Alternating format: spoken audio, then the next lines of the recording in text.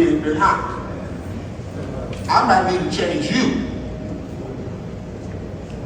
because you're not connected to the truth. You're not connected. You're deviating from reality. And the basis for that starts with your moral disposition. Jeddah means what? To renew, restore, or improve to the highest level. So the word Kolakim Jadid, a new creation, has this dimension of bringing about a new human consciousness based in morality, but also a sign for humanity that Allah will bring about a new reality. If you're incapable of accepting the truth in your consciousness, Allah will bring about a. Why is this concept important? We're going to talk about it. Let's talk about it now.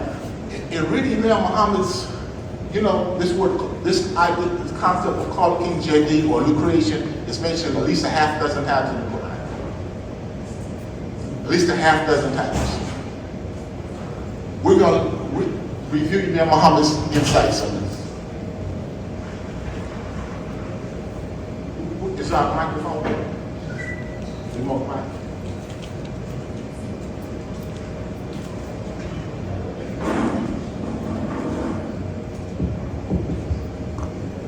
Can you get Now working Muhammad on a new creation. Because actually what has been created, some of us actually represent a new creation or a new social creation. And I would think that is the strong minority that we have of free thinkers.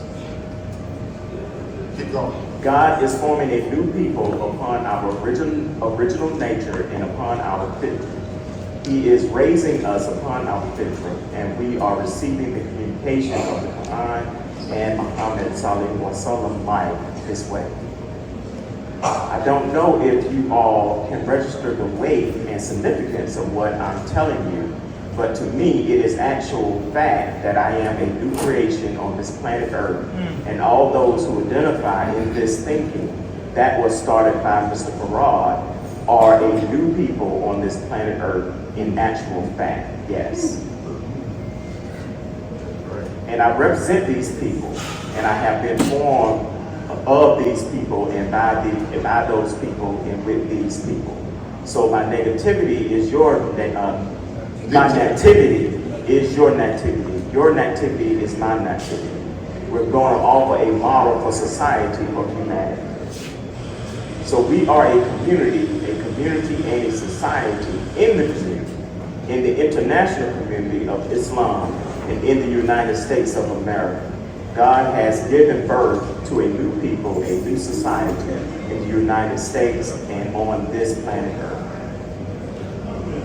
We're not just a living organism, we are a developing organism.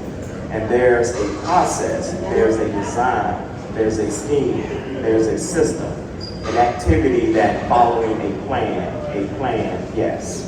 Thank you. So, these are just several references. Actually, there are a number of them. We just plucked a few for you. Of Imam Muhammad's commentary from a Quranic perspective, utilizing this concept of Khalqin Jadid, a new creation. So when he mentioned this concept, if you just read it without understanding the Quranic foundation, you would just go right by it.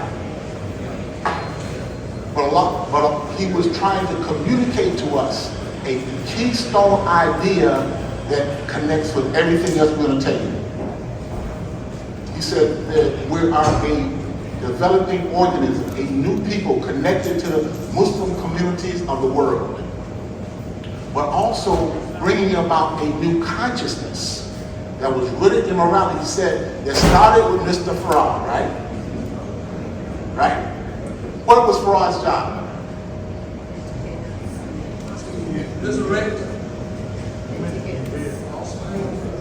Alhamdulillah, Muhammad said he's here to clean you up.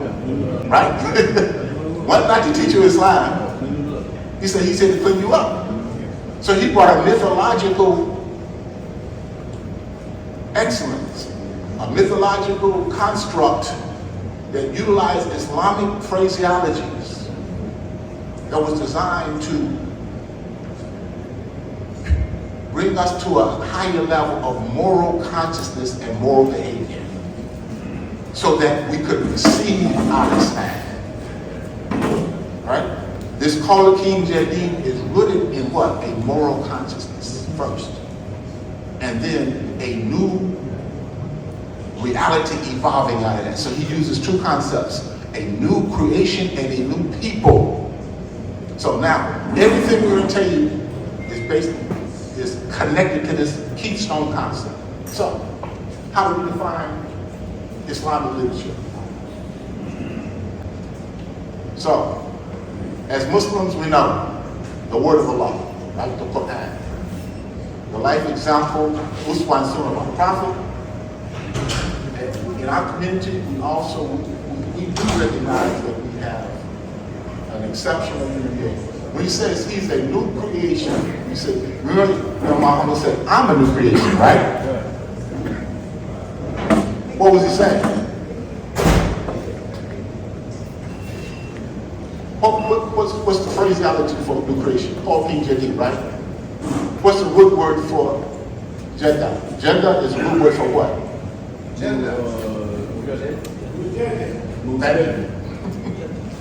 Jeddah is a root word for what? What's Jeddah the root word for? Mujadid. Right? We got it. I'm a new creation. Okay. So sometimes he will tell you things, and we may not always see the connections, but he's trying to tell you. He didn't want you to use that title for him. Right? But he's trying to communicate something to you as a new thinker.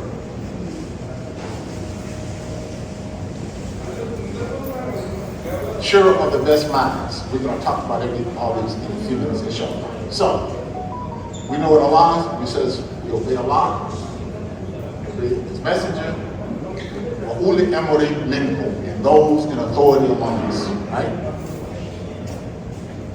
So in Islam, leadership is sacred.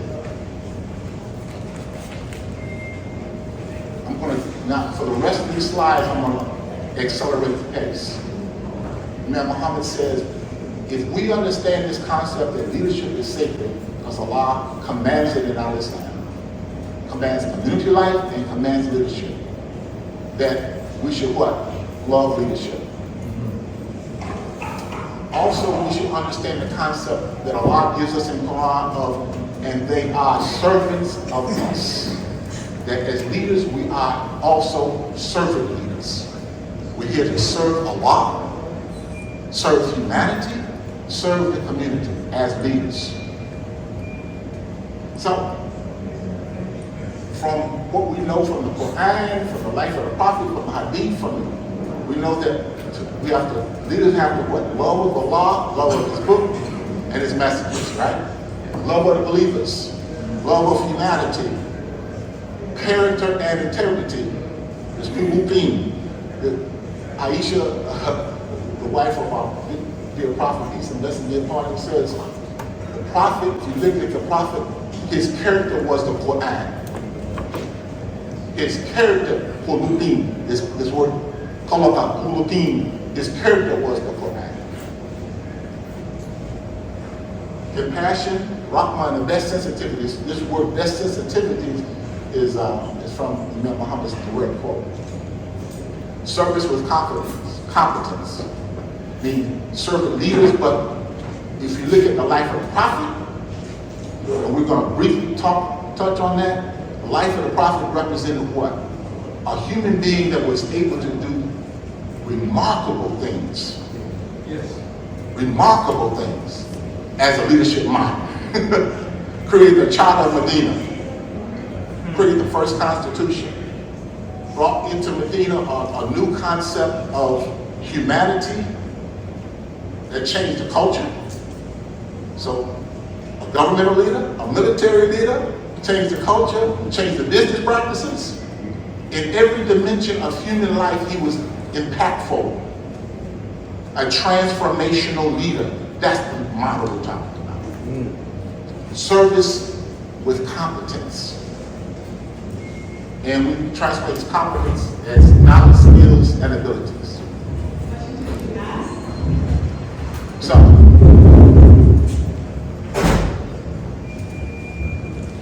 we have Charlotte, sister. We're going to, I believe, what time is the session? It's from 9 to what?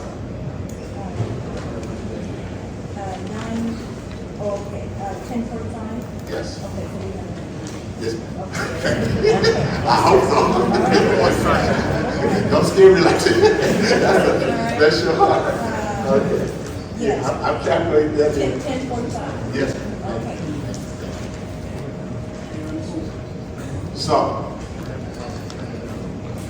now, what do we expect of our leaders? So we're going to look at this knowledge, skills, and abilities. The ability to read, recite, understand, research, memorize, and recite the Quran. That's the basic, fundamental concept, right? To understand and apply the knowledge body, Islamic sciences that supports the deen and traditions, practices of Muslim life. We call them Islamic sciences, but they're deep and they're broad. The ability to research, teach, the knowledge body of Imam W.D. Muhammad Ali, the language, thinking, logic, and vision of our Imam.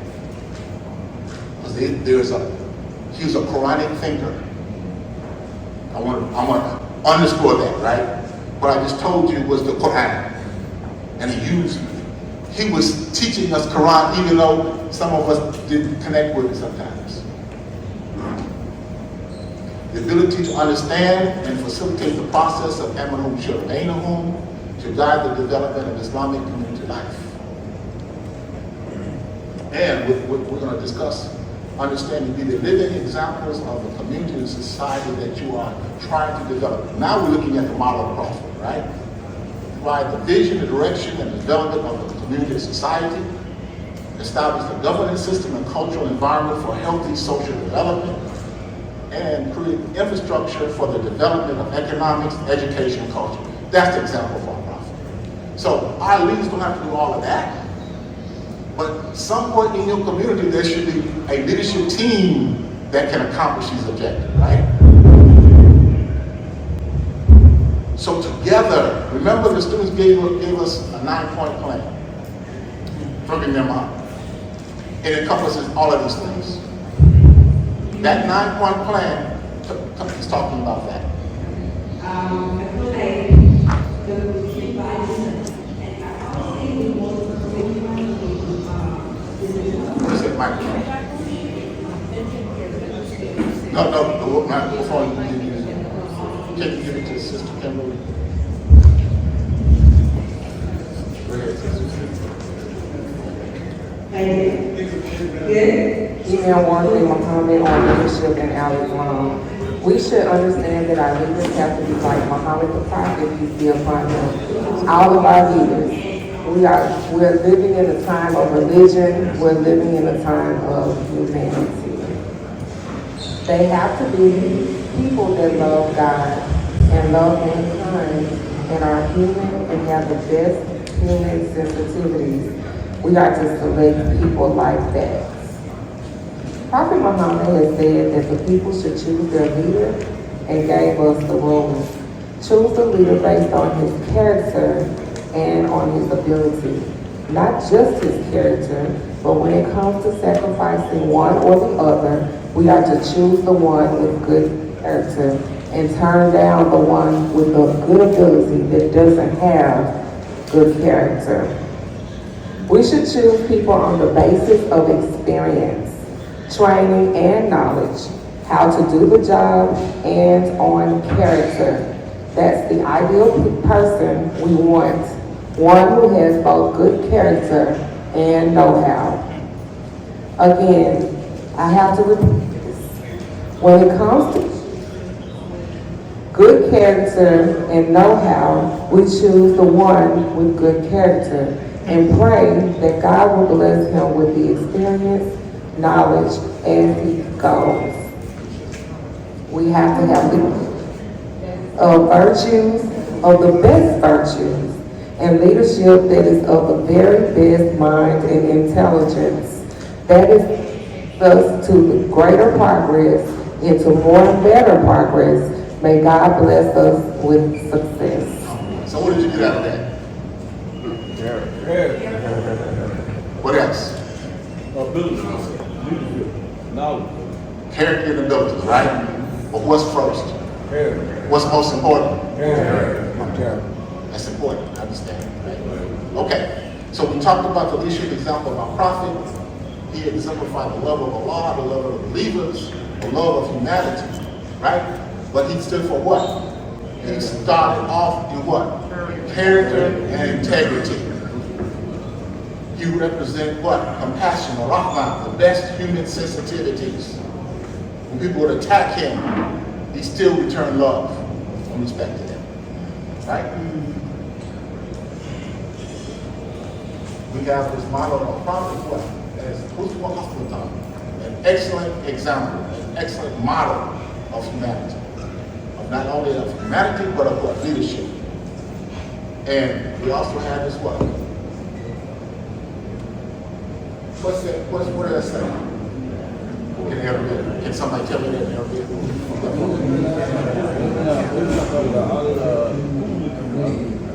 Kulukin Adin. What would you just say about Kulukin? Kulukin Adin, right? And what does that mean? What does Kulukin Adin mean? highness of the character. High character. Kulukin is what? Character. But it comes from the word what? Qualify, right? All right. See the connection. Exactly. The prophet was a new creation. The prophet was a new creation. Because he represented this new moral awakening that brought about human excellence.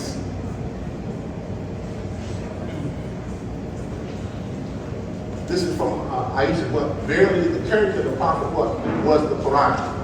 Full of things again.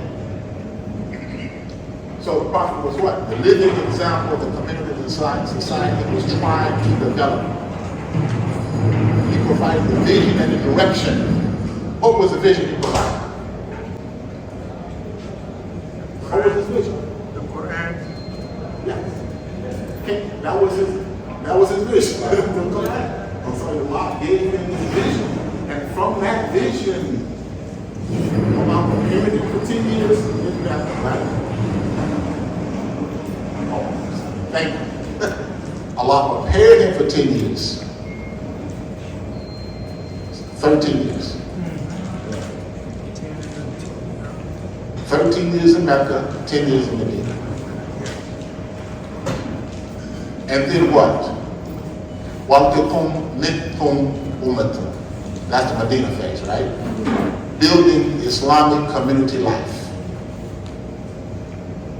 Building Islamic community life. Of governance, culture development, infrastructure, economics, and education. So, let's revisit this concept of calling King Jadi, this new people again, but he's raising us on what? Our fitra. Why is this important? Concept important? Because the original pattern that Adam was the pattern that all of them would be Fitra. That's correct. But why is it important? Why is the concept of fitra important? Our inherent nature, Yes. What else? because it's the foundation for raising us up to be a new people. It's from this Allah gives us this idea in the Quran. Fitratullahi allati fatara nas alayha, right? Allah's natural pattern that He created man on.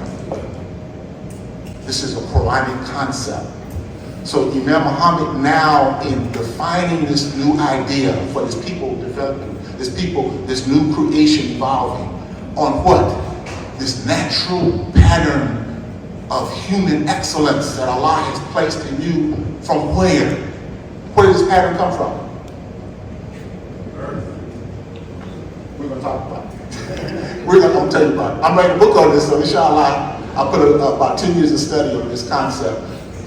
But we want to briefly summarize this idea of fitratullahi, right? So, fitratullahi, Allah's natural pattern which He created man on, right? This ayat is profound from it. Every word of this ayat has profound implications. Every single word. There should be no altering Allah's creation. That has profound implications. Fa'akum wajhaka ladini hanifa, right? Fa'akum wajhaka ladini hanifa. Set your direction, your face, your movement to the deen that's hanifa. What's hanifa? But it's upright, but what else? It's a direction word. It means to turn from wrong direction to right direction, right? It's a direction word. So Allah says, set a new course in your life. Go from the wrong direction to the right direction. Have you not seen that we create the heavens and earth in truth? So Allah is communicating to us that there has to be a change in your consciousness to a new direction based upon this natural pattern that He's placed in His creation, that He's created you on. I don't want to give a whole hoop on this, but inshallah, you get the point, right? Okay. So Imam, then, we're going to embark for the rest of our talk on 35 key concepts from Imam Muhammad's thinking and logic that all connect to these ideas. All right? Okay. So the first one is this. He translates the word fitra as pattern.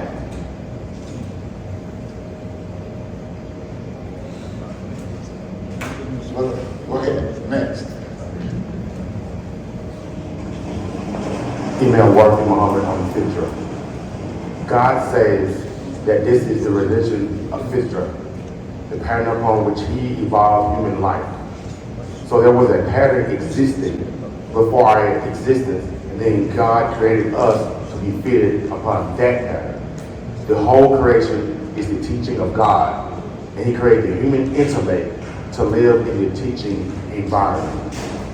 Now, if you study Imam Muhammad's progression of his thinking, he began talking about fitra in the 80s and continued on to the end of his life. In Ramadan sessions and other places, he talked about this concept a lot. Because what? This new people is being raised upon what? Their fitra. So our leaders, to be a leader with the thinking and the logic, this is Quranic logic, right? Quranic logic.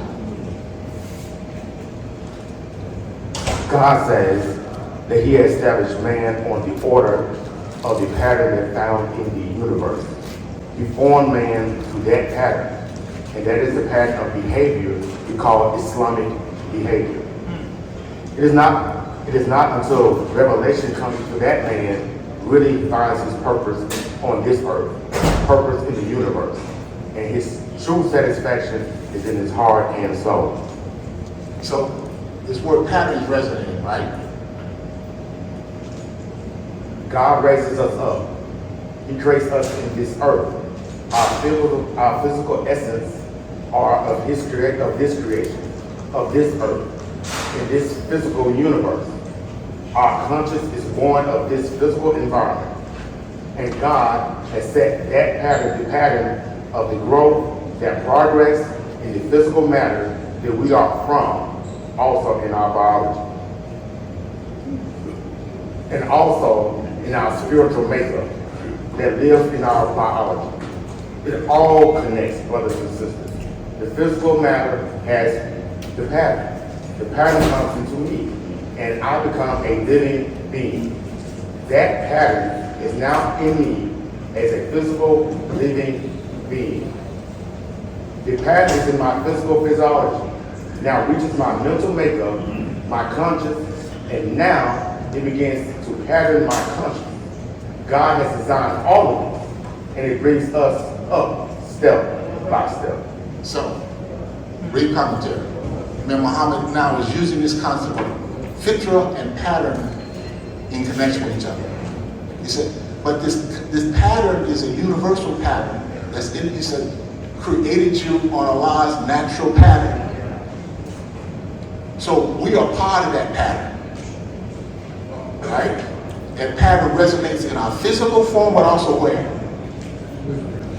In our mind, in our consciousness, and our spiritual nature, right? It all resonates, is connected. So we're gonna breeze through the rest of these slides. So I'm gonna show you a pattern in the thinking. So now it says, our thinking takes patterns, right? And what? We all begin as thinkers, and we begin with thinking that are patterns of thinking. So he continues this on what?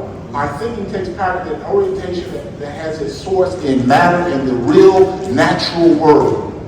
Now we're talking about thinking patterns or patterns of consciousness. In order for society to advance, what? It has to understand this concept of fitra. So that they can do what? Pattern their society. This pattern now has to resonate in the human being, in the human consciousness, in the human spirituality, and translate out into the institutions of community life. But the pattern also has principles. In our class, we talk about the patterns, the principles, the progressions, and the what? Connections. In everything we study, there are patterns, there are principles, progressions, and connections. We're going to try to see what those connections are. So, in our research, we've come up with 5 universal principles. 5 universal principles to the pattern. Oneness. And every one of these principles, what? Resonates in the creation, in the Quran, and in the human nature. Right? We're created on this pattern. So then, if Allah tells us we're created on the pattern, we should see these same principles in ourselves as we see in the creation, but also they resonate in Quran. Oneness, Tawheed, right? That's the first principle. Fatra means what? Created out of nothing, or the origin, to begin. So creation had to originate. That's why the word fitra means the original pattern. So it takes us back to oneness, takes us back to the origin of life, the origin of everything that connects us all. Second principle, the principle of what? Dynamism. Well, once Allah puts things, He starts the creation, He puts it in motion. Have you not seen Allah creates the heavens and earth and then repeats it? Right? So the process of creation does not stop.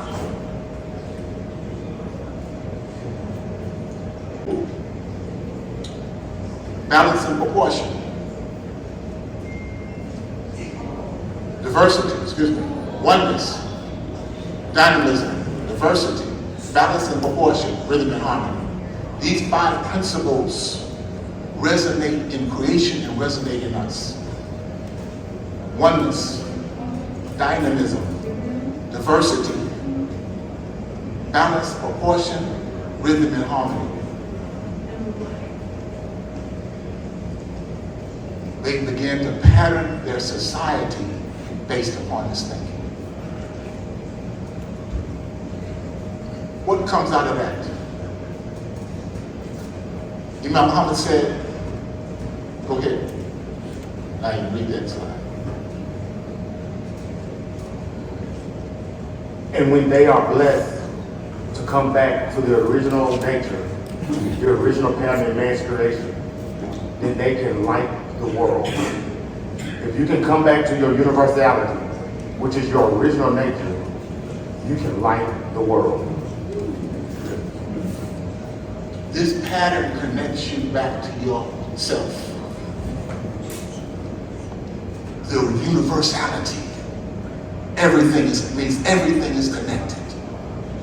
Everything is connected, right? When you operate at the university, what concept did Imam Muhammad use for this idea? We'll talk about it later. Call it the cosmic man.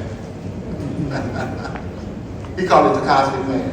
When you're operating at the universal level of universal consciousness, where you see the connections, where everything is connected. We're all connected.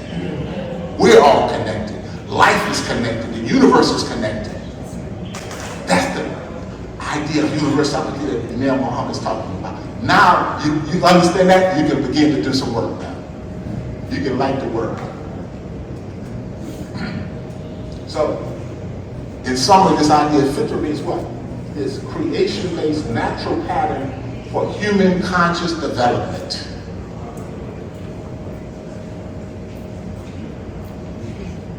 Next big idea. Our concept of Islamic sources. Allah, we're not going to use the textbook definition of Islamic sources, because you talk to the Muslim scholars, they'll give you the textbook definition. Why don't we use the Quranic definition? What are the Islamic sources?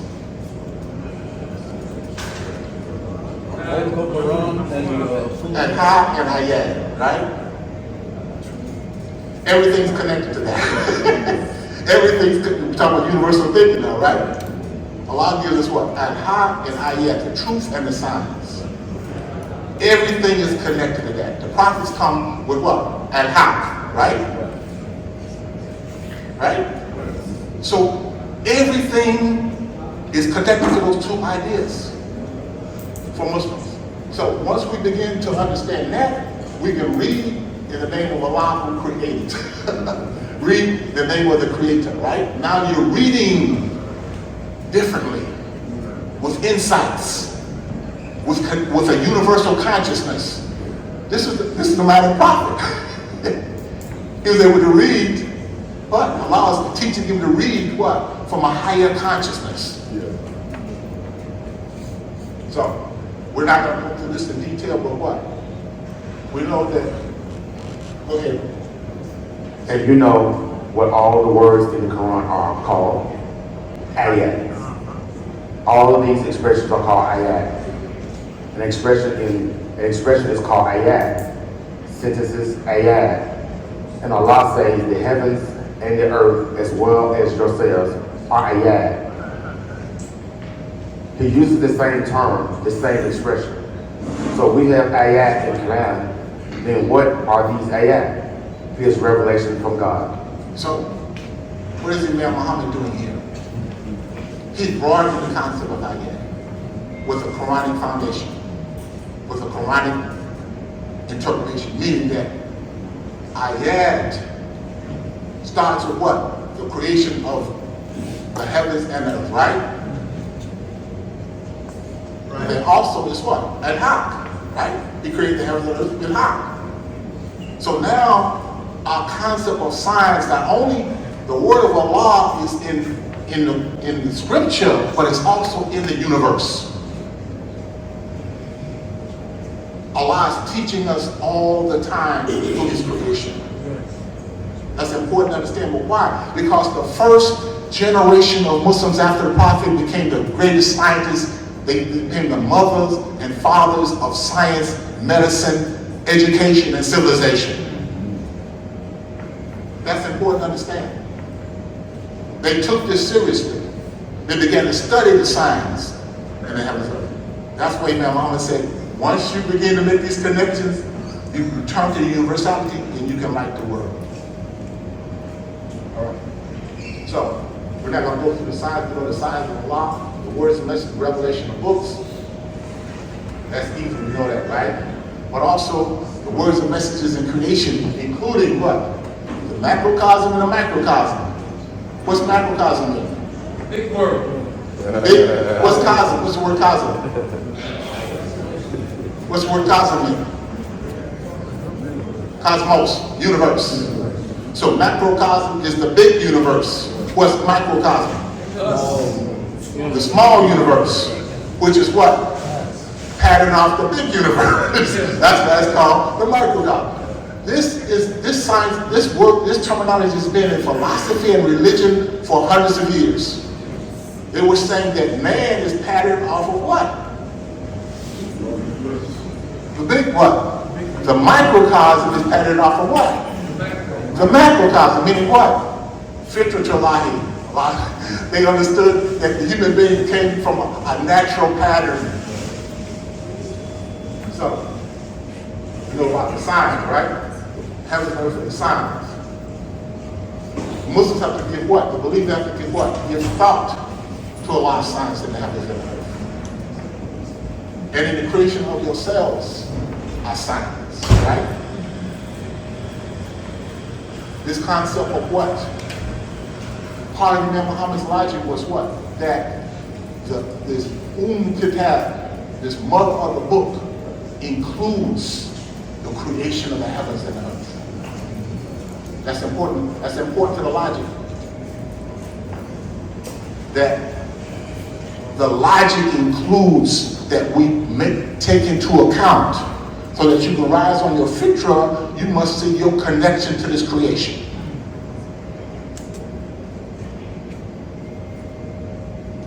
So, creation, the first book, the mother book.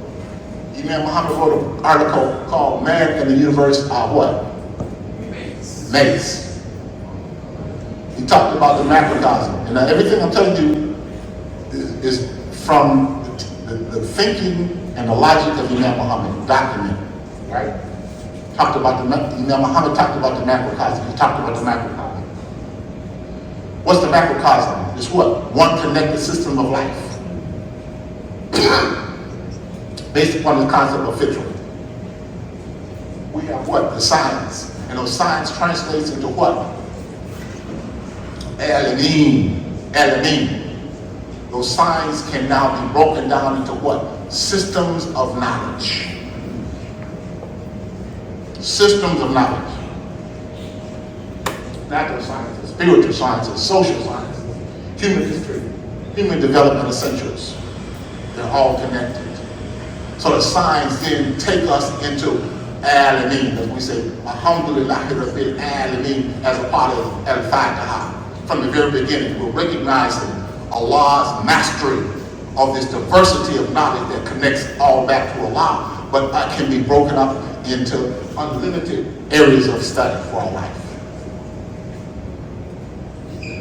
We're giving you the criteria for leaders, right?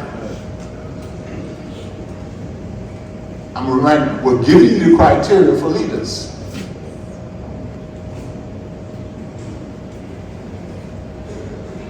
The natural sciences. Imam Muhammad said this: I think that I'm the man because I love science. I love science. What's science? What's science? Knowledge. Represents the study of Allah's natural creation, right? And it begins to now create a system of studying Allah's creation outside of us and inside of us. The Islamic sciences represents all those bodies of knowledge that's connected with the practices of our deen. That's important. We're talking about the important knowledge, skills, and abilities for Islamic leaders. Can you see the connections, right? Human history. We're going to give you a quote from Imam Muhammad in a few minutes about the importance of leaders understanding their history. Why? Because Allah gives us signs in ourselves, and part of that is what? He created you from a clot and did what? What did he do? Created you from a clot. And did what? Taught you to use their pen, right? What does that represent? Knowledge. It represents your physical form, and out of your physical form, Allah brought a higher consciousness of abstract thinking. When you use a pen, what do you do? What do you do? You're making symbols. Exactly. Symbolic language. If you study science, there was a point in time called the cognitive revolution in science. Meaning from 30 to 70,000 years ago, human beings progressed out of their physical form into a thinking being that was capable of abstract thinking, of imagination and thought. Allah is telling you He created you from a clock and taught you to use a pen. That is Allah's way of telling you He's moving you from a physical form into a creature capable of abstraction, of imagination. So a leader must understand that, right? Do you understand the progression of human life and human history? Because that's your job, is to transform human beings, their thinking, right? Our job as Muslim leaders is to transform their thinking. And for us, we better understand our history. We have our brothers here. We better understand the African origins of civilization. Because we were taught everything else in school. We weren't taught this. We better understand African civilizations and the elements of the African American experience. Is a progression. Imam Muhammad talked about every one of these things. Every one. Human development essentials. In our course, we spent 5 weeks, 10 hours talking about the Islamic context of human nature. From the Quranic perspective and how that connects with creation. There are profound implications to that. I'm doing a review for our students here. I'm taking it back to the whole 2-year program. Okay? Understanding the human nature. Adult learning essentials. Islamic relationship essentials. Those are all important because that's what Muslim leaders deal with, right? This is what Muslim leaders deal with. He says, all of these sciences are connected, right? Pure sciences, the human, material, and human, spiritual, and material, all connected. They all share unity, all the sciences. Why? Why? Why do you say that?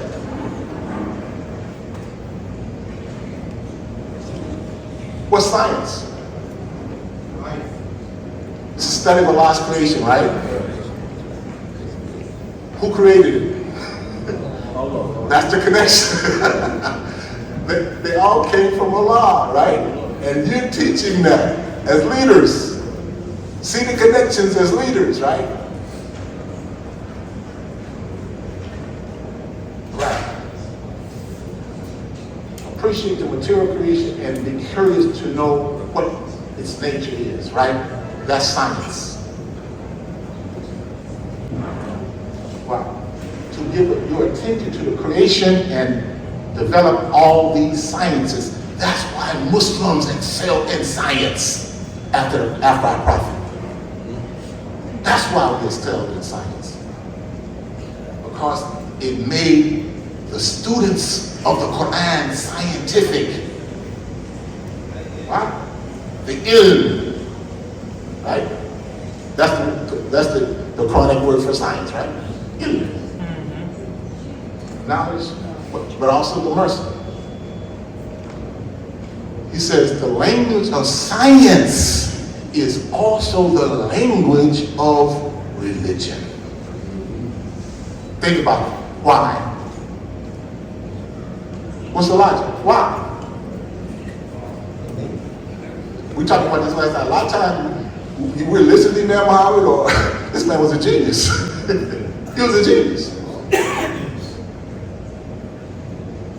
How much your time? Thank you.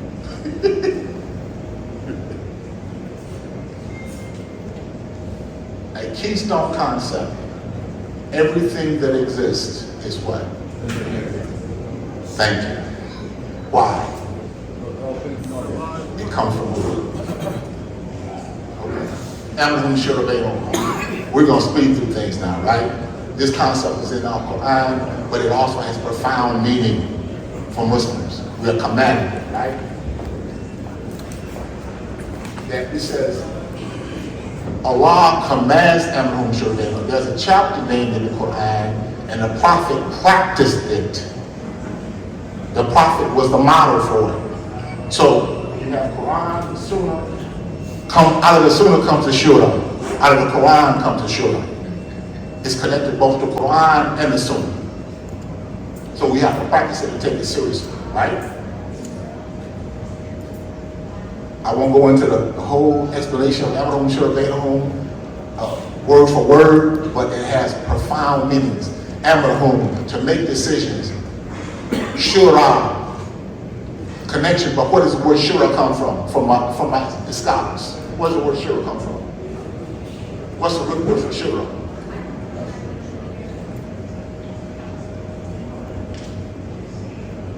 Shara means to do what? Collect honey from the hive. See that? Shara means to collect honey from the hive. Bainahum means what? What's Bainahum?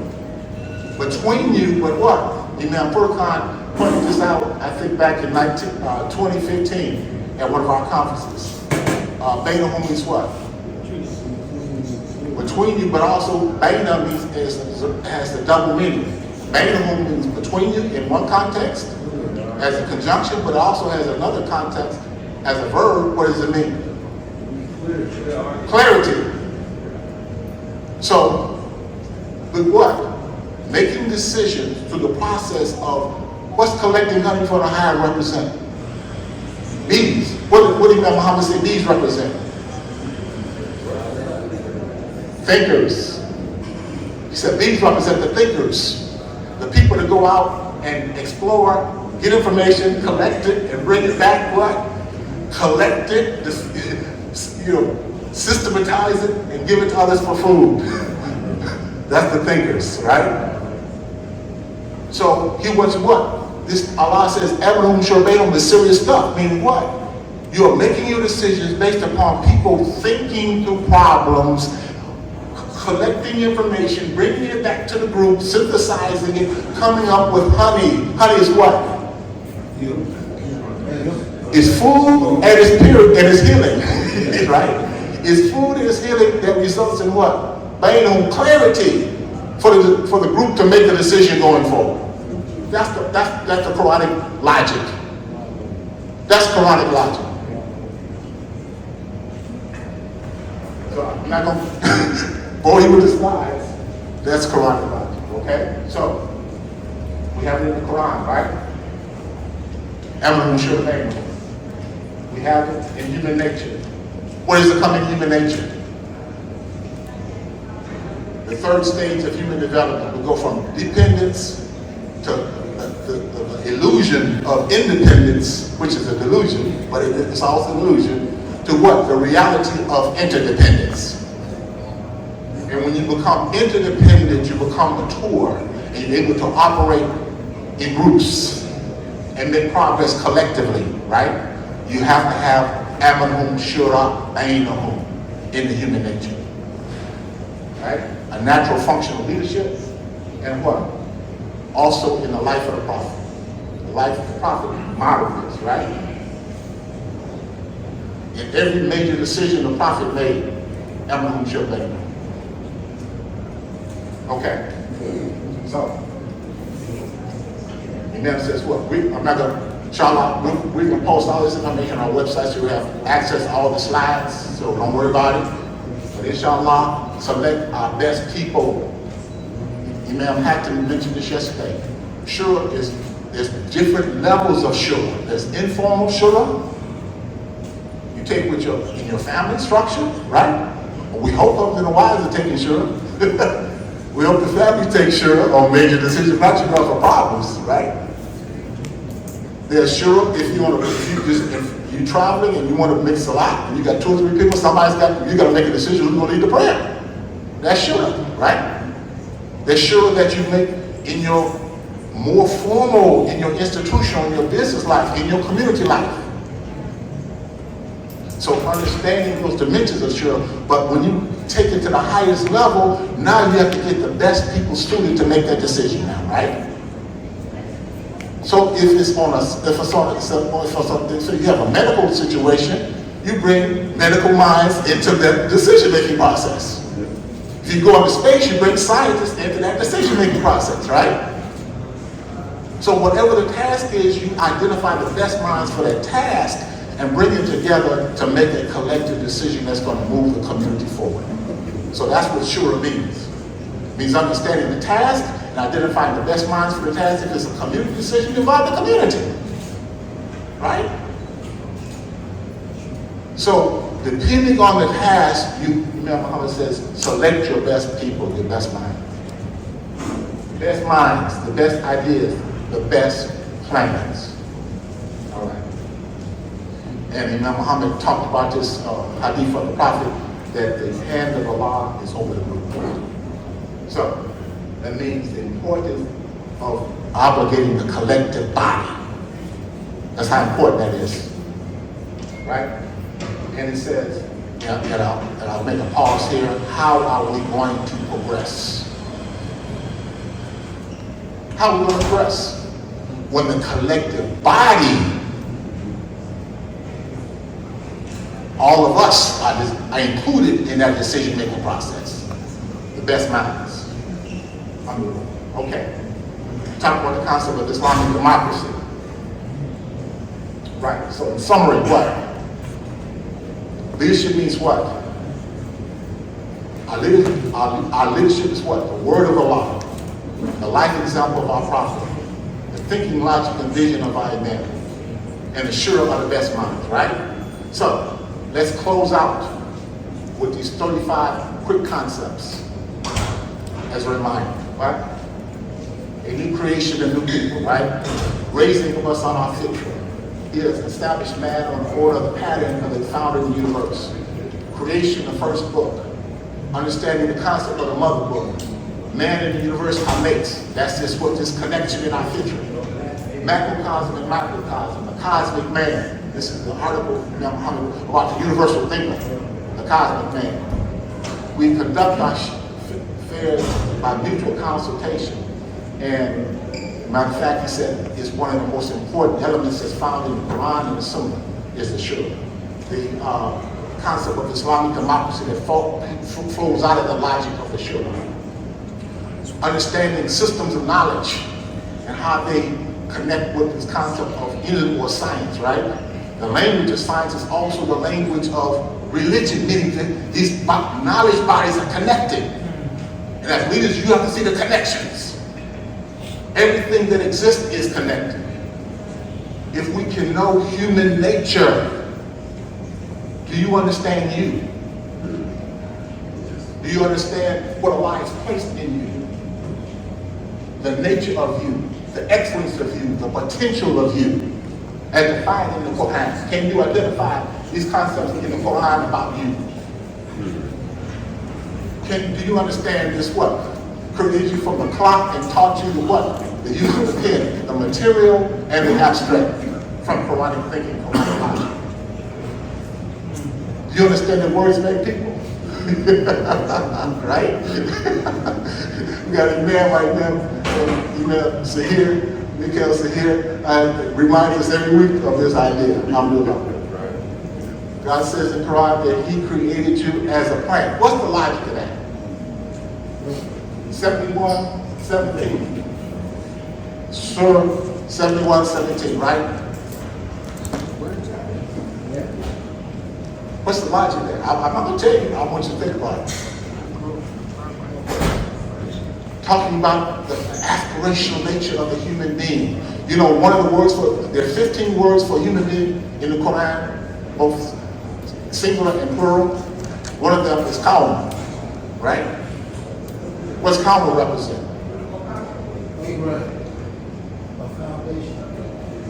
What's the word qawm mean? Means people, but that's the derivation of the word. Yes, keep going. Establishment what? What is qawm? What's iqam? So qawm means what? To establish yourself and to rise. Why are people called qawm? Because our nature is to aspire. Our nature is to establish life and to aspire it, and to evolve it, to grow it. That's why Allah calls us qawm in Quran. And we understand those 15 principles Allah says for the human nature in Quran. Religion comes to transform life. What you're doing is transformational. You're just not teaching or giving kubbah. You represent the office of a prophet. The prophet transformed the whole society, right? So see yourself in a role of transformational. You are a transformer. Not in the movie sense, in the spiritual sense. He said that our highest purpose is to feel what? Community life. Not our personal agendas. Our highest purpose. Why? Because Allah commands it. وَلْتَكُمْ مِنْكُمْ أُمَّةٌ. The grammar of that phrase is from let there be. Wal is the prefix lam implies an imperative. It implies a command. It's an implied command. وَلْتَكُمْ مِنْكُمْ. From you plural. From the diversity of life. From the diversity of interests. Let there be ummah from oneness, a common agenda for your purpose. So leadership has to understand that there's diversity in humanity, but how do we bring out of the diversity of our interests a common agenda or common development, right? Vision for the model community. Life shows progress, growth, meaning that this is a dynamism principle of progression, understanding the concept of progression. Why is that important? Our community should never be stagnant. The Muslim community should always be growing, evolving in the vision and the plan of Allah. We should be progressing and inventing new things. Love leadership and have the best foundation for that leadership, right? That a leader should have a strong foundation of Islamic education. Following the concept of the Sunnah, right? And Imam, as we close out, I want to remind us what Imam Muhammad said about the Sunnah. Sunnah is just not history or what the Prophet said or did on any one particular occasion. It has a higher meaning. It represents the best traditions of human consciousness and human life. Sunnah represents the best traditions. So as we look at the little incidents, sometimes we lose the bigger reality. And the Prophet represented this excellence, right? And it's to free the human being. The biggest life possible for the human soul. Where are we going? And he said this, he says, I hope you imams and leaders understand this concept. Ummatu Islamiyya. That's where we're going. Right? And he says, I believe our history is going to be a madhab in America. Imam Muhammad's words. I'm just giving you his way, right? Your turn. Who's got the microphone?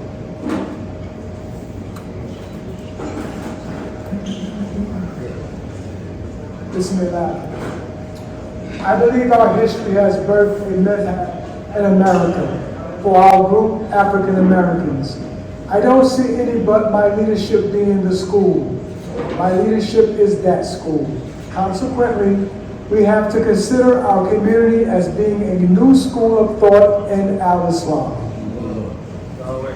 Yes, this is a project for you all. It's valuable.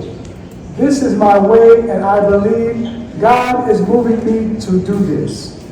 This is my way of putting you in charge. And I don't think that some of this doesn't have a place on the bookshelves or libraries or higher institutions of knowledge or institutions of higher learning. So I leave it to you all to put it in form. Put it in form and on paper. So you have to look at it, and when you look at it and you put it together, you're probably going to see a progression. There should be a progression. For any discussion of an idea, there should be a progression. And when you find that progression, then collect everything that shows that progression. Thank you. So, everything that exists is connected. Okay? So what are the patterns, the principles, the progressions, and the connections? All right. So, as we close out, and before I turn over to my esteemed colleagues over here, we're going to ask you this idea: how do we define now Islamic servant leaders? Right? They have, Allah tells us they have to be servants of us. We know they must exemplify the characteristics of our prophet and the potential of our prophet of social transformation, understanding the concept of social transformation. Right? Follow the Quran example of our prophet. Serve what? The interest of the community at the will of the community. That do not dictate is a direct quote from Imam Muhammad. That's why I put it in large. We're not dictators, we're servants. We're developing community life through the process of Hammerham Shurabano. We're guiding the community development through strategic leadership. And remember, everyone doesn't have to have all of these qualities, but we better have them somewhere in our collective leadership team, right? Because as leaders, you have a leadership team. So make sure you bring on your leadership team people that can bring these qualities to your leadership team. Do they know how to do strategic leadership and strategic planning on your team? What strategic vision means? Somebody sees all the connections. That's what strategy means.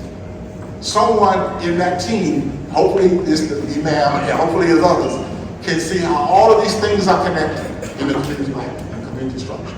You have a plan for that. And you go through planning involving the community. So community buys into the plan and the strategy, right? You're implementing team development, organization development, and communication strategies. So, what do we say?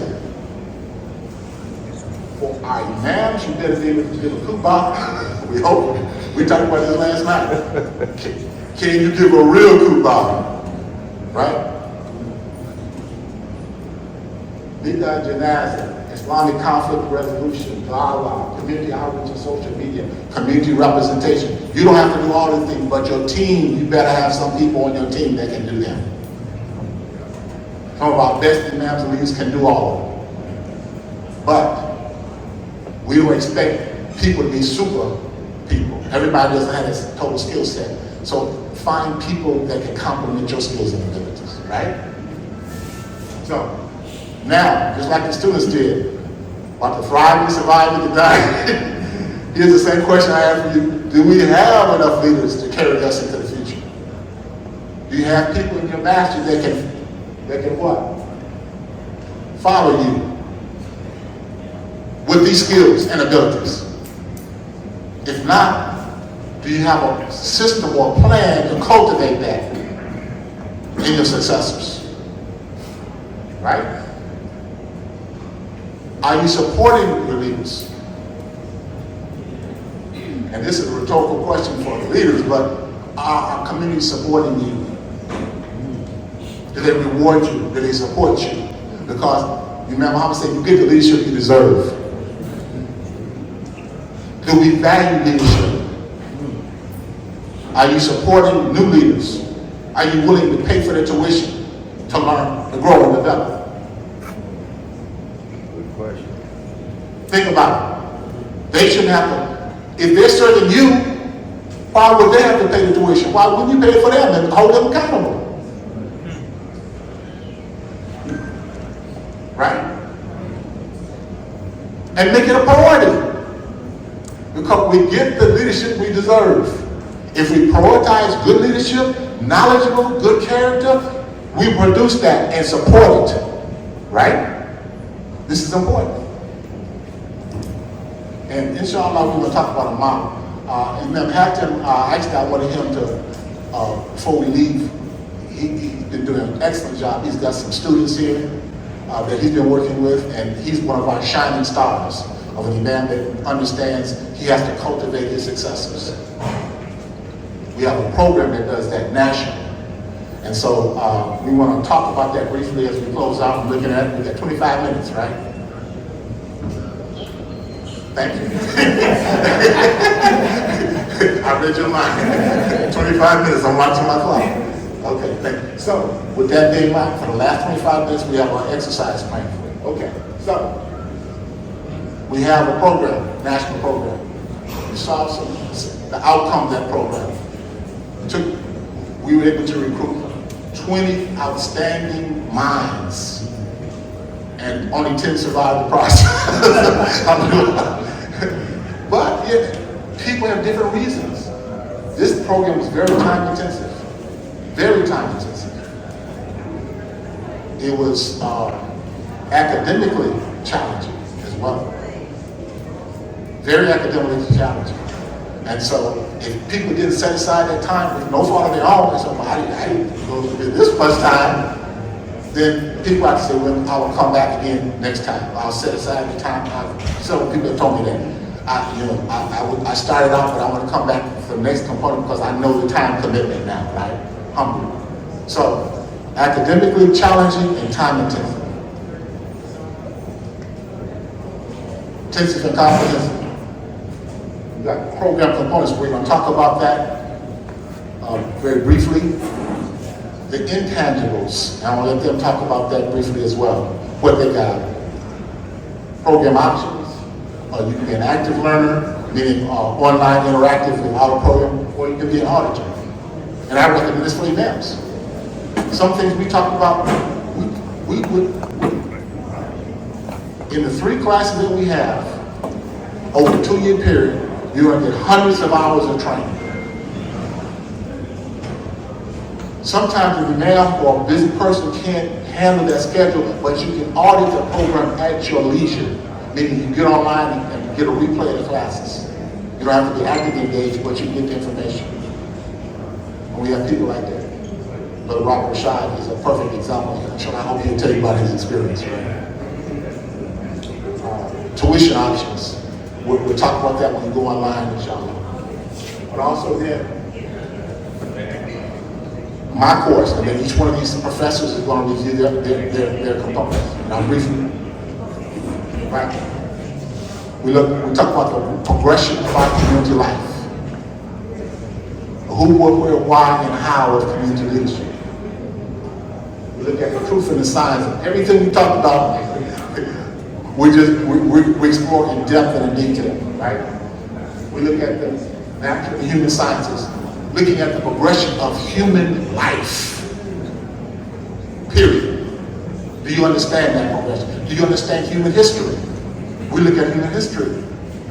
Between human life and human history, that's 10 weeks. Examining human nature, another 5 weeks. Okay? Look at historical perspectives. That's the end of our first year. Our second year, we look at this leadership concept in depth and in detail.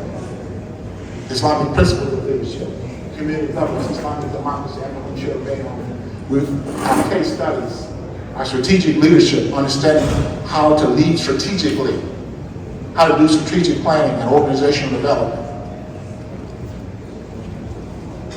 Effective meeting communication strategies, and our class research project that the class just unveiled to you yesterday. And we hope to break that.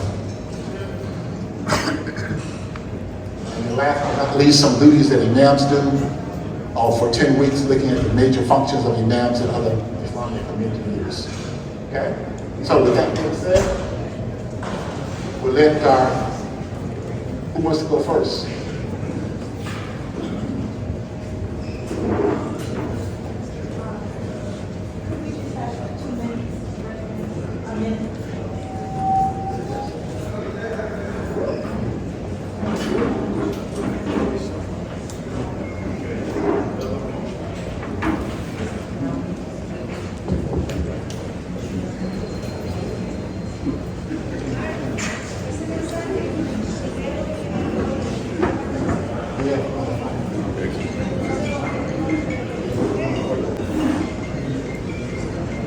Go ahead. Bismillahirrahmanirrahim.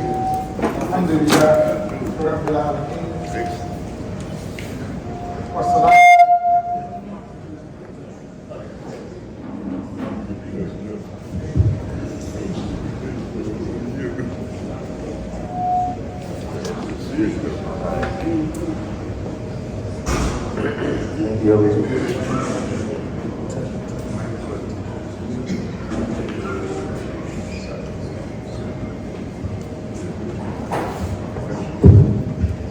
All right. Bismillahirrahmanirrahim. Alhamdulillah, Rabbil Alamin, wa salatu wa salam ala Rasulullah sallallahu alayhi wa sallam. Assalamu alaikum. So I am Imam Salahuddin Muhammad, and I'm a director over the Islamic Sciences. And I want to first begin with a hadith from the Prophet sallallahu alayhi wa sallam, where he said, Talabul ilmi faridatan ala kulli Muslim. He said, seeking knowledge is a faridatun, that it is fard, that it's a obligation on all Muslims that we seek knowledge. And our leader, Imam Wardi Muhammad, may Allah have mercy on him and give him the highest place in paradise, he made a commentary on this hadith. And so Imam Muhammad, he said, Prophet Muhammad, peace be upon him, he said that to gain knowledge, he said to study, to learn, to become educated is an obligation on every male and female born in the Muslim society. So he said, so no matter how old you are, if you accept what the Prophet has given us, you feel an obligation on you to increase your knowledge. Go back to school. Live in school. Die a student. This is my commitment, and it should be the commitment of every Muslim. Then he says, dear Muslims, we are addressing now the need for us to be strong in Islamic knowledge. And the only way we can be strong in Islamic knowledge is to turn to the pure sources. The Quran, the Hadith, the Sunnah of the Prophet, the Sirah, the history of the Prophet. Return to the wisdom of those learned companions, Sahabas. The wisdom of those learned imams who have survived the early days of the Muslim to pass on knowledge to us. Study that. Learn it so that you will become strong in knowledge. So then he said, now we include that law, jurisprudence, and an understanding of that, an understanding of how the teachings of Islam are to be lived. and especially the rules and regulations in the religion that govern personal conduct. They should have a general and basic knowledge in those main areas of Islamic studies: Quran, Hadith, Surah or history, and jurisprudence. So we can see that this quote from Imam Muhammad, he's given us a charge. He's charging us to study the Islamic sciences. So the purpose of the Islamic sciences, and some of the things we were teaching in Islamic science in IOTDP, we gave a general and we gave a basic knowledge of the main areas. And these main areas were Sirah the Prophet, Islamic History 1, Ulum al-Quran, or the science of the Quran, Ulum al-Hadith, the sciences of Hadith. What makes a Hadith a Sahih Hadith? What makes a Hadith a Hasan Hadith? What makes a Hadith Da'if? We need to know this. We're in conversation with other Muslims. We can't just allow Muslims just to quote Hadith to us. We have to know what's the Sahih, what's sound, what's Hasan, what's good, what is Da'if, what is weak. Okay?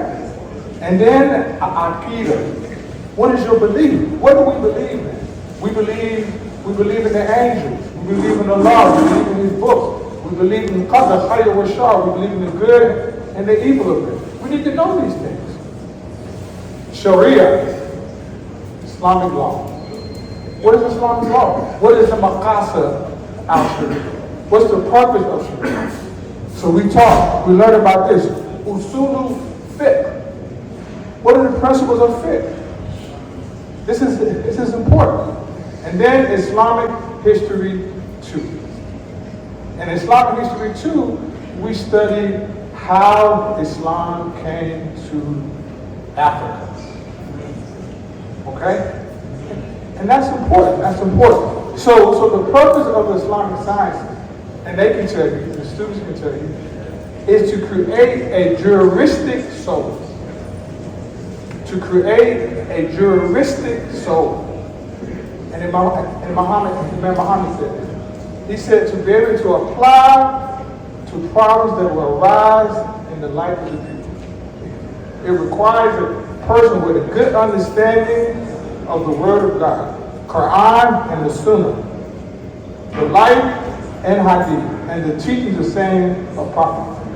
We want to create a juristic soul.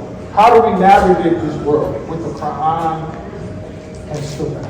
And inshallah, the Islamic sciences has done this has given them the tools that they need to be able to navigate this world. With the Quran and the Sunnah and those sciences that I spoke about. So that's everything in a nutshell.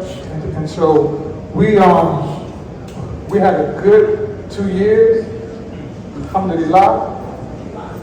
It was a lot of pain, toil, and struggle, but that's what it's all about. A mujtahid is someone who struggles with their mind. And so that's what we wanted to create, inshallah, and we did that.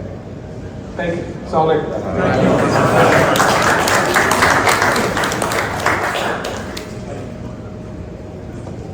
5 minutes to start. I got my warning right up front. And I don't think I talk that much, actually. Assalamu alaikum. My name is Mubashir Upta, and I am the director of the Imam W.D. Muhammad Knowledge Body component of this program.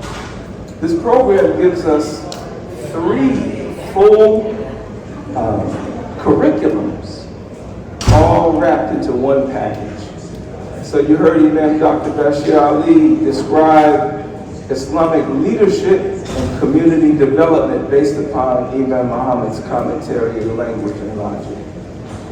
And Imam Salahuddin Muhammad, he is teaching the Islamic sciences to give us, our students, our leaders, the familiarity with Al-Islam as understood by Muslims around the world. And of course, with the Imam W.D. Muhammad knowledge body, there is a unique body of knowledge which doesn't always agree with everything that is taught in the Islamic world as we understand it. But our job is to communicate to our students an understanding of what this knowledge body teaches. What is the language and logic of the Imam? We want them to understand through a systematic presentation and development and study. So when they finish the 2-year program, they are very clear about what it means to be a student of Imam Muhammad. What the major ideas and concepts, orientation and approaches, and where it might have some differences, and why it may have those differences. And what are our proofs and evidences for where those differences lie? There's a story I tell, many of you may be familiar with it. It was one of these motivational speakers gave. His name is Stephen Covey. He gave a talk about a story about an interaction between leadership and management. And so the leadership comes to the management and they want to know how the things are going on. And the manager says, oh, we are progressing in an excellent way. Every day we're chopping down more trees, and we're doing it faster, we're more efficient. And so management is really making it, happen. So then the leader climbs up to the outpost to get a real view. And after he surveys the island, he looks down and he says to the management, wrong forest, cutting down the wrong things, because we cannot preserve and protect a legacy that we don't understand what it is. And we can be working hard and efficiently and effectively developing, teaching and growing, but we might be growing the wrong thing. And Imam Muhammad gave a great teaching about something called the cuckoo bird, one of his lessons. It's a bird that takes its eggs, plants it in another bird's nest, has the other bird nurture and warm and bring that thing to birth, and that bird comes up. And we could be looking around after hard work and bringing birth to new leaders, and all of a sudden it doesn't look anything like what W.D. Muhammad chicken. And so, at any rate, what we're trying to do, the goal that I have tried to do in my component of this program is to see if there's a way, because what we have to do is be able to reproduce the Imam Muhammad's thinking, especially in those that may not have sat around him and went to all his lectures live. We have to be able to pull that knowledge together and find a way to transmit it so that the light can pass on to a next generation that could then build and keep the proper DNA growing. So that the real thing continues generation after generation. So we've been working on doing that. So I broke this program into 5 components. But as we said, the work was intense and hard. We didn't know whether we were going to give these brilliant students, because they got master's degrees, and we have 1 PhD student. They're really knowledgeable. We didn't know what we were going to run into. So I have 5 components. Course 100, we talked about, we gave the vision and the mission of Imam Muhammad. Because without the vision, we don't know what we're supposed to be working towards. What are we trying to build? What should be going on in our communities? What things should we be working on? And then the mission has to do with what Imam Bashir was talking about. The strategic moves that the Imam made to put us in a position to be able to fulfill the mission. A second, we talked also in course 100 about the sources. So this course was laid out along the lines of schools of thought, madhabs, right? When you study madhabs, you know they all start with what are the sources that they use to articulate and define, what the rules of conduct and behavior and thinking. So we have identified 9 sources that would be applicable to our school of thinking. That was part of what we covered in course 100's lessons. Also, we talked about in course 200, we go into the methodology, the approach of the Imam. So we know the Imam had a unique approach in the way he interpreted the Quran and the following of the Prophet Muhammad, praise and peace be upon him. So we studied his approach and his interpretations to the scriptures. What is the methodology upon which is based his right to teach the way he did? Some people say, you can't just make up these things with your own thinking. And we just can't say, well, Imam Muhammad said this and he said this means that, without having the Quranic basis and articulation for how he came to those conclusions. And Imam Bashir gave us some indicators of how he did that. But we go into the what we call the alignment principles and the methodologies from the Quran to show how the Imam has arrived, or the basis and justification for where he approached that. In this course, we talked about his interpretations of creation, and we give the Quranic proofs and basis for that. His interpretations of the rituals in religion. You don't hear that. You don't find that in certain places when you study al-Islam. Where did he come up with this from? So we give the Quranic basis for that and those proofs and evidences. The uswa of the Prophet, how does that relate to following the sunnah of the Prophet? It has an impact. It makes a difference. And it makes us a difference in how we understand hadith when we read that many of us hadith. And so that's course 200. Course 300, we begin to get into we went through the fundamental religious teachings, basically the articles of faith and the 5 pillars of al-Islam according to the language and logic of Imam Muhammad. And I remember when I started to work on this, I was just amazed at how much had to be done in that. There's a lot in just those pieces. 1 minute. That's all I need. 2 minutes. Okay, who's right? Who's right? Who's right? You see, whenever there's a contradiction, right, and there's a confusion, and we don't know what's actually right, that gives us a little leeway, right? Because who knows what's right?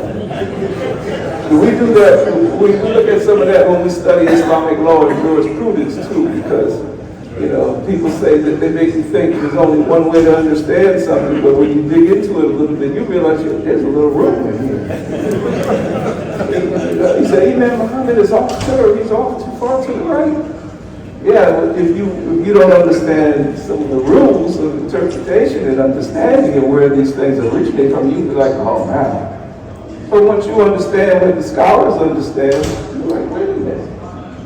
As long as I got this justification of that, I can roll. But now I'm down to 1 minute. Okay. Course 400 and 500. So we go from the fundamentals of his religious interpretation, fundamentals of his social and human commentary, because he has said many things about the human development and social society. And then the last 2 are the advanced versions of that, where we just continue. Because the knowledge body is so vast, we really did our best with the students, and I'm glad we worked them so hard, because I couldn't get to the end of this component. It's still growing, but they're not going to complain that they might not have got courses 400, 500, 300 days. They're glad. So anyway, last point, closing point. We just need to keep this in mind. Our school of thinking, and I'm going to talk about this more in workshop 3 when we talk about developing the method. We're just at the beginning tip of this. So when people challenge you, or if you run into people you discuss, and we don't have answers. We can't explain what our school is. We know we have a new thinking, but we can't describe the details like the other schools of thought that have had 1,000 years to develop and articulate everything. Just let us know. There's no problem. There's nothing wrong if you're building a great edifice and you only got the first bricks laid. We got a big thing coming, so don't worry about it. We're in the development. Don't act like we already got our school developed. It's not already built and developed, hook, line, and sinker. We're still trying to articulate and codify the Imam's teachings on many important topics. So we're working on it, and it's going to come. Inshallah. Assalamu alaikum. We told you we had more information than time, right? So, we're bringing them Talib up for like a 3-minute question and answer period. Inshallah. No, we'll do it later. They got to do it this time. We're going to call them up later.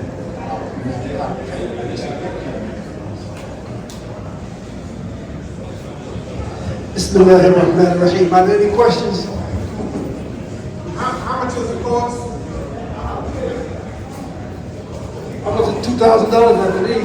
$1,000 per year. 2-year program, $1,000 per year. Every year. Here's the mic. Where's the other one?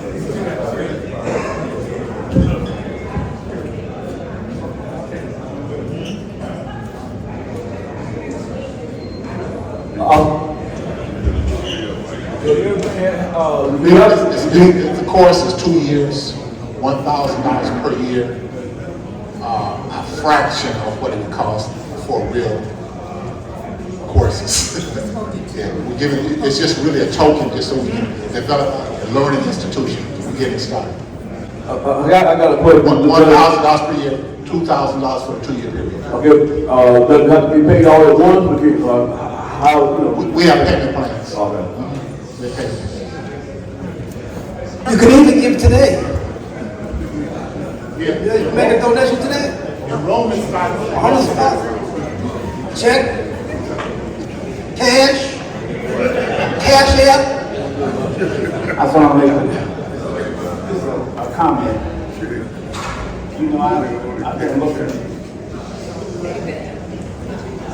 I've been listening since '75, and I'm listening very seriously to Imam Muhammad, and I've always, and I know this represents him, but I've always had a problem with one aspect of what I'm hearing today, and I know it's come from you, man. We need to be able to read, recite, and understand the Quran, not I accept that to be an imam, we need to be able to read the Quran.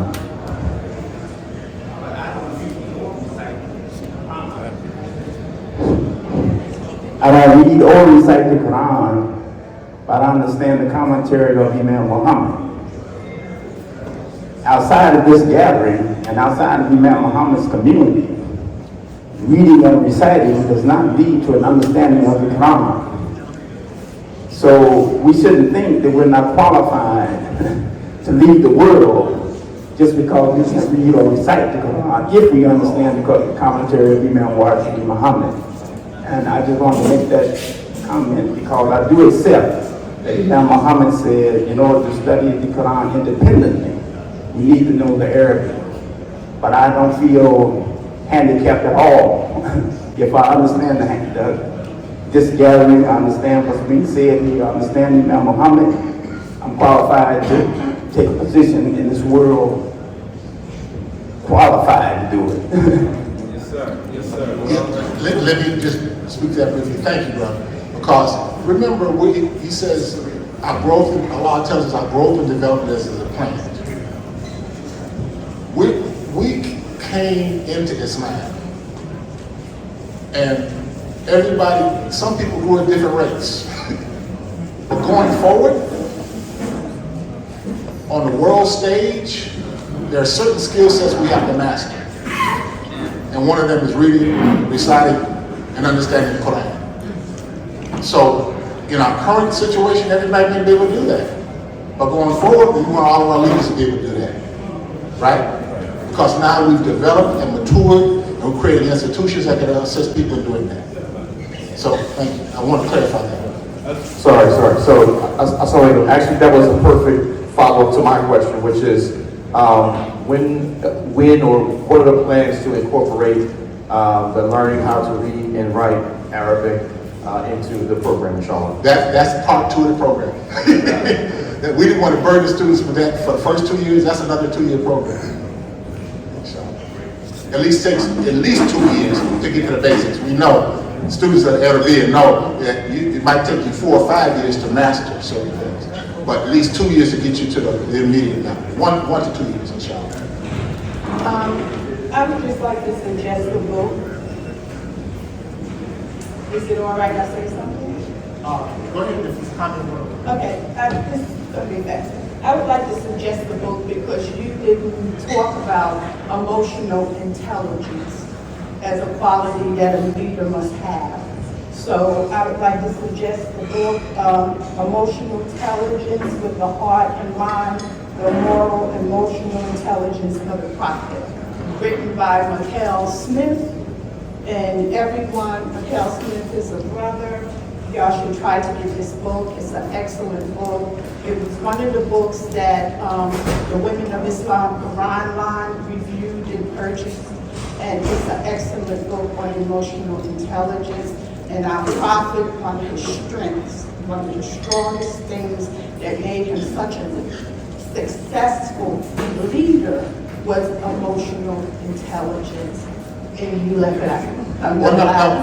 Thank you, sister, for saying that. Actually, it's in our course. I didn't include it tonight, but I did say the best human sensitivities. Yes. Which means emotional intelligence. Yes. Okay. Any other questions? Yes, sir. Yes, sir. I have 2 questions for Imam Salahuddin and Dr. Mubashir. Speak louder. Okay. Come to you loud. Imam Salahuddin, as far as the hadith is concerned, in determining if it was da'if or batil, how far did they go into that? Did they cover the isnad, the rawu, or what? Yeah, we dove real deep. So we understood the isnad, the whole process of criticizing those reporters in the isnad. Because when you study ulama hadith, they deal more with the science of narrators. If the narrator had good memory, if he was a person who was truthful, so we went through all of that. And we showed how a hadith is sahih, what makes it sahih, what makes it hasan, good, and what makes it da'if. Good, thank you.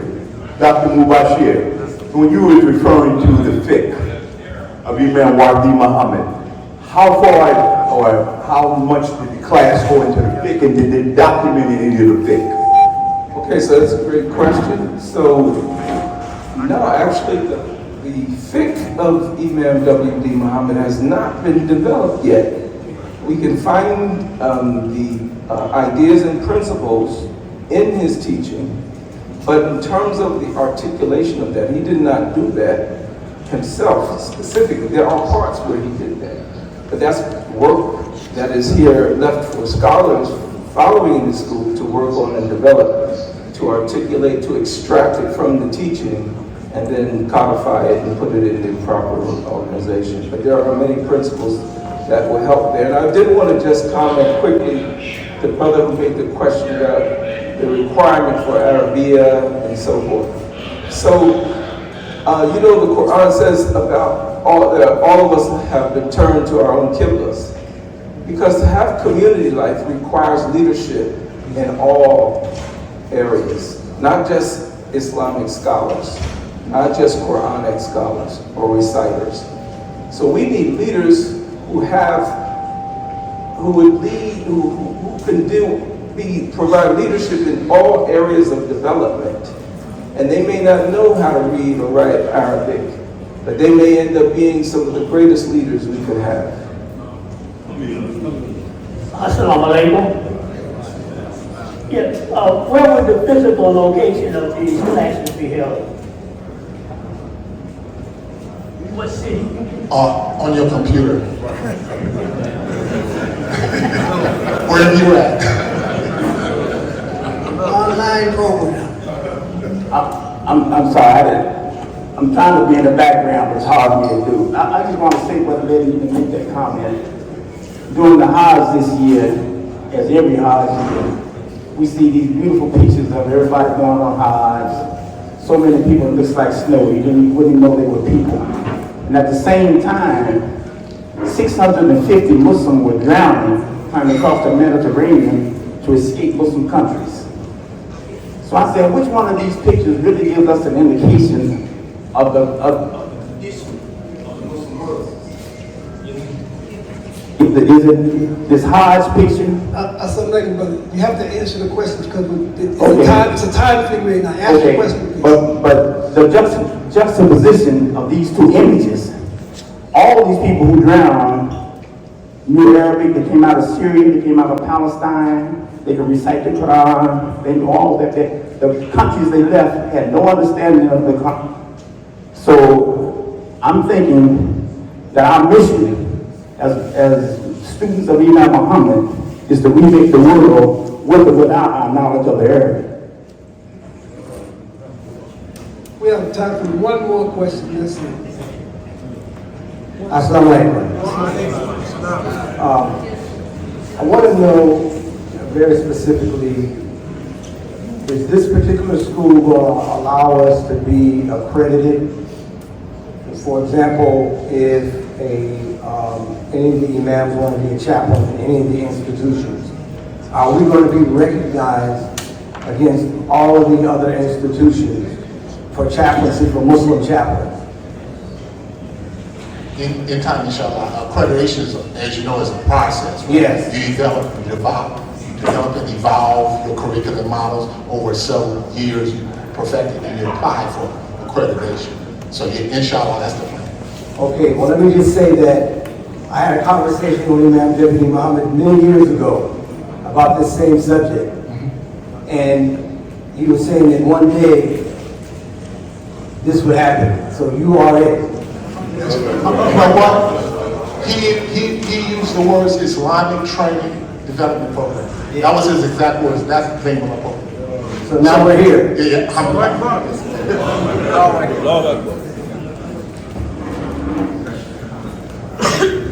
Assalamu alaikum. Yeah, so this is such a blessing. And I'm just saying that, listen, we should fight real hard to keep this going from this premise.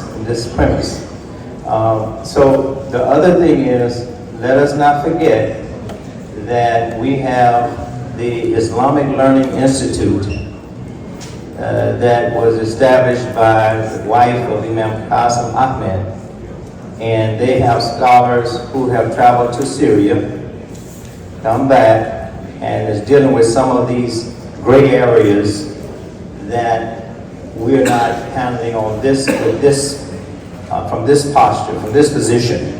So we have several areas. Once those criteria are set, that was mentioned about qualification, what constitutes Islamic leadership, what is Islamic leadership, servant leadership. Once all of these things are documented, we have all these things, then let us not forget to cross-pollinate these systems of knowledge that has been birthed under the leadership of Imam Warthani Muhammad Rahimahullah. So we want to cross-pollinate it. I think they're doing it already. It's just that we want to bring it to the table, put it on the table, and don't forget that we have all of these areas that these people are perfectionists. Like these people are perfect. I'm doing it as a distance, but I'm with the group. But I just want to say, these people that are in these organizations, these are professionals. These people, are due diligence. They do their work in due diligence. Imam Muhammad, I'm not trying to pat him out on the back, but Imam Muhammad mentioned Imam Mubashir several times. And what was the other brother's name that that he mentioned at the same time as yours. Jamal Rashid. We should try to reach out to him. Oh, rahimahullah, subhanallah, may Allah accept his soul in Jannah and the highest portions of the Jannah, alhamdulillah, rabbil alameen. So try to get his publications, and it is from that premise, and this premise, that we have to keep guard. We have to guard this, because people want to come in and annihilate this movement. You know that, I don't have to tell you that. But believe you me, wherever you hear, whenever you hear that this platform is anywhere in the United States or anywhere in the world, we should try to make sure we tie into this network and make sure that we are in touch with our leadership that has been born and birthed under the leadership of Imam Muhammad rahimahullah. The only other thing I'll say, I don't know when you're going to address this, but I'll wait on this one, inshallah. Thank you for that. Thank you so much. And let me, as we close out, because we're closing out, thank you, Ma'am Hampton, for that. Thank you. Because part of our strategy, after our 2 years of this program, we refer our students to other programs. Marley, a program, the Quranic Learning Institute. Yes, those are excellent programs. Excellent programs. And we do that on purpose, so that people can understand the diversity of excellence and talent we have in this community. And so that's why we say, we want you to take this other component that's absolutely essential for leaders going forward. Inshallah. Thank you so much. And thank all of you for your excellent questions and comments. Assalamu alaikum. Assalamu alaikum, everyone. Alhamdulillah. Takbir! Takbir! Takbir! I want to ask our timekeeper what time it is. Do you know what time it is? I'm out of New York, 50 years in there. I'm sorry. What time is it? But we're past it, we're here. So we're going to give him 10 minutes. So we got a 10-minute break. We're coming back.